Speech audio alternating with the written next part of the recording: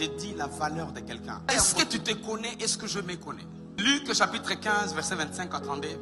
J'ai voulu vous montrer ici quelques 10 leçons que je retirais de ces textes. Et ça, je l'ai fait à notre église. Moi-même, j'étais touché quand le Seigneur m'enseignait par rapport à ça. Vous savez, dans la vie, nous faisons des erreurs. Des fois inconscientes. Mais des fois, on n'arrive pas à nous retrouver et revenir sur notre décision. Leçon numéro 1. Les grands frères étaient proches du Père, mais ils n'avaient pas l'intimité du Père. Ils étaient proches du Père, mais ils n'avaient pas la révélation du cœur du Père. C'est pas c'est ton cas aujourd'hui soir. Tu aimes l'église, tu aimes sang précieux, tu aimes docteur, mais est-ce que tu as son cœur? Est-ce que tu as le cœur de Dieu pour cette église? Moi, je suis pasteur, je connais, il y a des gens qui sont à l'église, ils aiment l'église, mais ils critiquent l'église dehors. La même église que le bénit. Ils ne transportent pas le même cœur dehors. Quand on le regarde, on ne voit pas les enseignements des docteurs. C'est-à-dire, ce sont les gens qui sont proches, mais ils ne sont pas intimes. Et ces garçons avaient cette erreur. Il était proche, mais il n'était pas intime. Les garçons étaient là. Il n'est pas parti, mais il n'avait pas le cœur du Père. Amen. Ça, c'est la première leçon. Dans l'église de Christ, si vous êtes sous une certaine autorité, ne sois pas seulement proche. Cherchez l'intimité. C'est l'intimité qui produit les fruits. S'il n'y a pas l'intimité, il n'y a pas de fruits. Deuxième leçon, c'est que les garçons étaient tellement obéissants.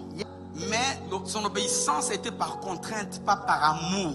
Il a dit, je t'ai servi. Je t'ai servi pendant tout ce temps. Tu ne m'as rien donné. Donc, il servait, il obéissait, mais il n'avait pas l'amour.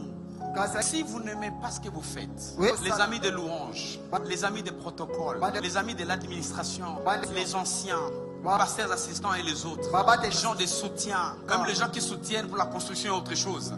Si vous faites parce qu'on nous a dit, après tout, on va faire quoi? On doit le faire. Vous allez tomber dans un tableau que je vous dirai après. Donc vous vous poussez à obéir sans amour. Il faut aimer. Donc servons par amour. Troisième leçon de ces garçons ici qui étaient restés, c'est que la colère cachée est plus folle et plus forte que la rébellion. Les garçons, ils servaient. Et parce qu'ils ne servaient pas par amour, il a commencé à développer la colère. Maintenant, on dit voilà, c'est mieux que l'autre qui était parti.